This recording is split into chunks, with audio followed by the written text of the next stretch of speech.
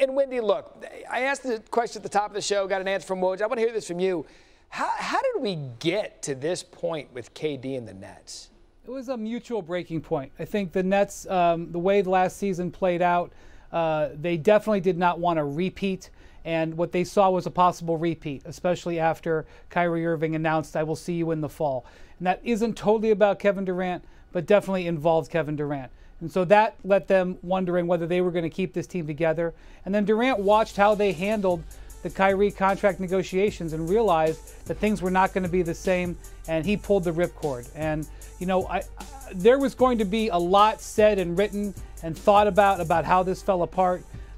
Everybody is going to have their stories, but I promise you, it's not a one-line answer. This is a multifaceted, multi-personality situation. And really, guys, it's a basketball tragedy. Yeah. No matter what you want to think about them or their personalities, it's a basketball tragedy that this ended up this way. Well, and Wendy, that's a great point, because you're talking about a guy who started his career in Oklahoma City. They were building that thing from the foundation of the draft. Then he goes to Golden State. He's criticized for that. Then he leaves Golden State. Now he wants to leave the Nets. And in the wake of this latest Kevin Durant's news, Caesars Sportsbook has shifted the NBA championship odds considerably. Teams that have been connected to the news include the Suns. They're moved to 6-1 co-favorites. Lakers were 22-1 and now 10-1.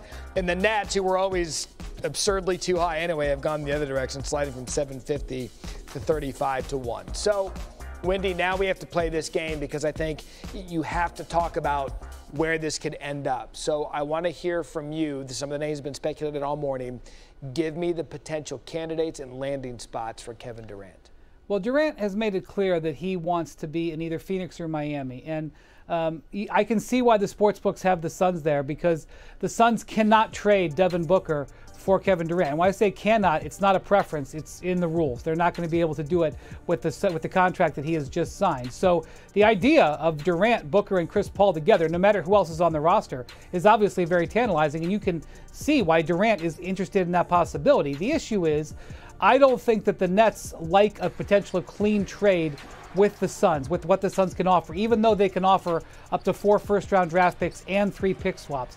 And the Miami Heat also have some challenges what they can offer. So then you got into, can there be a 3-team trade? And that's where I think league executives are looking right now. Is there a 3-team trade that can get Kevin Durant to Phoenix or Miami? And I always say 3-team trades are no-team trades. They're very difficult to pull off. So the Nets right now are investigating all of their opportunities, and I don't blame them. I don't blame them if they take a few days and wait for everyone's best offer and vet it out, especially if you have to look at 3, and I'll say it, even potentially 4-team trades to get something that would satisfy everybody. Yeah, there's something about this that doesn't seem like it's going to be clean when this all goes down. There's probably going to be numerous factors involved in this one. So if Durant is gone, where does this leave Kyrie, who just opted into his player option? Yeah, there's a couple of complications with Kyrie Irving. Number one, he makes $36 million. So any trade involving him is going to be a complex trade. It's not going to have a lot of teams that are going to be able to do it. Secondly, we don't know what's going to happen with Durant. And the Durant trade will involve multiple players and all kinds of different picks. Like I said, maybe multiple teams. We don't know where the Nets' books are going to be. We don't know how many players they're going to have on their roster. So Kyrie is going to have to kind of sit on the sideline and wait. Heck, Kyrie could even be involved in a Durant trade, maybe not going with him somewhere, but like I said, if this is a multi-team trade, he could be going somewhere else. So obviously you get to the point, well, how does he become a Los Angeles Laker? Because that seems to be his priority. I want to point out that the way he becomes a Laker is a Russell Westbrook trade. That has to be the piece that comes back for him. Russell Westbrook makes $47 million. That's $11 million more than Kyrie Irving. That is not a guaranteed A-OK for the Nets to say, even if they're getting draft picks in it. Then you have the fact that Kyrie Irving gets a $5.5 million bonus for getting traded. That's something that the Nets would have to pay. I'm not so sure that the Nets are excited about that either. So there's a lot of things to negotiate, and to talk about something that's not clean. Certainly a Kyrie Irving trade, and his value in the league right now is relatively low, being on a rental contract. So I think the Nets have a lot of work cut out for him. The Irving part's going to be complicated too. Could you imagine at the end of the day if Ben Simmons is the last one standing? What in the world is going on in the NBA? Other than the players that they just signed yesterday, I'm not saying I know who's going to be on the Nets roster come opening night. We know you will be on this run with Kevin Durant and the Nets. Nets' wild ride looks like it's finally coming to a close. It all started when KD joined the Nets along with Kyrie in 2019, though he missed the season recovering from his Achilles injury. And Brooklyn made the playoff bubble that year without KD, and with Kyrie only playing 20 games in the regular season. In the playoffs, they faced the Toronto Raptors and got swept in 4 games. Karis LeVert led the team in scoring. Fast forward to January 21 when Harden joined the Nets via trade in Game 7 against Milwaukee. Kevin Durant's shoot right here, just over the line. That shot sends the game to overtime instead of the Nets winning in regulation. Bucks went on to win the title that year. So this season, it was all supposed to come together, except Kyrie Irving only played 29 games due to his vaccine stance. Then James Harden gets traded to the 76ers, and the Nets get swept by Boston in the playoffs. And then the dominoes continued to fall this week after Kyrie chose to opt in with his contract next year with the Nets. Shortly following that, KD requested a trade from the team, and this is where we stand now. Welcome to our NBA insider, Adrian Wojnarowski. All right, how did we get here? This wasn't maybe on the public's radar, but how did we get to where we are now? Just really over these last 3 years, which included, KD rehabbing his first year with that ACL injury. Their inability to keep this team on the court, to play together, the big three they had initially with James Harden, how quickly that dissolved. Part of why the Nets traded for James Harden was they thought he was an insurance policy if they couldn't count on Kyrie Irving, that would keep Kevin Durant, that would get him to sign the extension. He did, and all of a sudden it unravels. James Harden asks out.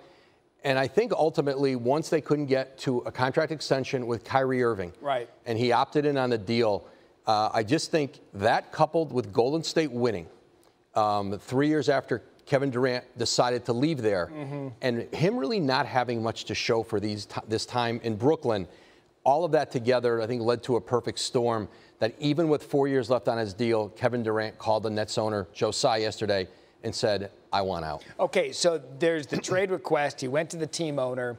Sometimes team owners can say, that's fine, but you're going to be here. Is this a situation where we believe that the Nets will acquiesce to this request? The Nets are working actively to trade Kevin Durant. And I think, they went through it with James Harden. If a player doesn't want to be here, especially of that caliber, it is just too disruptive to the environment to think you can go forward with it. Is it conceivable they could bring him to training camp if they just can't find a deal they want? It is, but I think the offers are too rich already. I think they're going to get even better for Brooklyn. There's a frenzy to get at a player like Kevin Durant, right, available on the trade market, really at the apex of his talent. I think they're going to find multiple deals that I think they could find actionable. The question will be, how long does this play out? And I think there's a lot of creativity going on around the league. Teams trying to find, third or fourth teams already to figure out to get the Nets the kind of assets they would need to do a deal for KD. So many factors at play. One final question, because I'm fascinated by this. Does this have to be a team that KD says, yes, I'll play there, or are the Nets acting in their best interest? The Nets are going to act in their best interest. They're going to trade Kevin Durant for the best possible package they can get. But teams like Phoenix or Miami, who, we've reported are teams that Kevin Durant would like to play with, I think those teams tend to be more aggressive because they know they have a willing subject on the way. There's other teams who I think are going to offer a great deal, but they do have to measure, do I want an unhappy Kevin Durant here? We saw what an unhappy Kevin Durant was like at the end there. We saw what it was like at the end in Golden State. And so you weigh that. But I think big markets, small markets, this is a rare opportunity for teams who otherwise would not get access to a Kevin Durant in free agency to trade for him. And that's why I think you're seeing such a diversity of kinds of franchises who are chasing him. You mentioned small markets. Remember, he started his career in Oklahoma City. Small market team that went almost to the finals with that core group. It's going to be so fascinating to watch day to day, hour to hour, minute to minute with Woj. He'll be here with us if news breaks. For more, let's go over to Michelle. All right, Matt, one more thing that further complicates a Kevin Durant trade is this list of players who cannot be traded for Durant. That's because a team cannot have two players that were signed to the designated rookie extension, which includes Ben Simmons. So the Nets cannot trade for Wiggins, Bam, Booker, or any of these names as long as Ben Simmons is on the Nets. Now, here to break it down for us is our NBA front office insider, Bobby Marks. There is a lot going on with KD, Bobby, to say the least. We do know, however, there are two teams on his wish list. The Suns, right, and the Heat. We know he's going to need sunglasses, neither of those locations. But the Nets want bright stars back in return. So realistically, how does KD get to either of those teams? Let's start with the Suns. It's going to be complex, and it's going to be involving 3 or 4 teams. It's not just going to be Phoenix. And you mentioned Devin Booker. We can take him off the table, sign that Supermax extension. He's not eligible to be traded. The goal is that you have to get within $36 million of the Durant number here. So when you take Chris Paul off, now you're looking at a player like Mikal Bridges. Certainly, you can get there as far as salary filler. They have all their first-round picks. You can trade 4 first-round picks. I think the big question is going to be, and this is where I don't see things going, DeAndre Ayton. Remember, Brooklyn is right at that hard cap at $157 million. You cannot exceed it. So on paper, a Bridges and Ayton trade would work. But because of the hard cap, because he has base year compensation, you basically would have to find a third team for him. So, as I said, it's very complex, but there are pieces here. Certainly, if you're Brooklyn, Mikal Bridges is a nice piece to come back to. I don't think there's a pathway for an Ayton-Bridges deal in Brooklyn. But what about can he take his talents to South Beach, I guess is a big question. Well, you gave us a little CBA 101 before when you said about the players on the designated rookie extension here, right, when you said Bam Adebayo was on that list, right? We saw Bam's name there. He can't be traded. So now I look at Ben Simmons as the key to a Kevin Durant trade. If you can move off Ben Simmons, now all of a sudden it opens up 12 to 13 of these young players that potentially could be traded to Brooklyn, because without Adebayo, what are you looking at here? Right. Does Jimmy Butler fit your rebuilding time frame? Certainly not Kyle Lowry. Duncan Robinson, yes. Tyler Hero, yes. But as we started, you got to get to about $36, $37 million in salary, and it's going to be challenging here. So there's ways to do it, but this is not going to be just a one-on-one type deal. This is going to be 3, 4 teams, picks, a lot of players. That is why we have you here, the human calculator, to get it done. Try to figure it out, because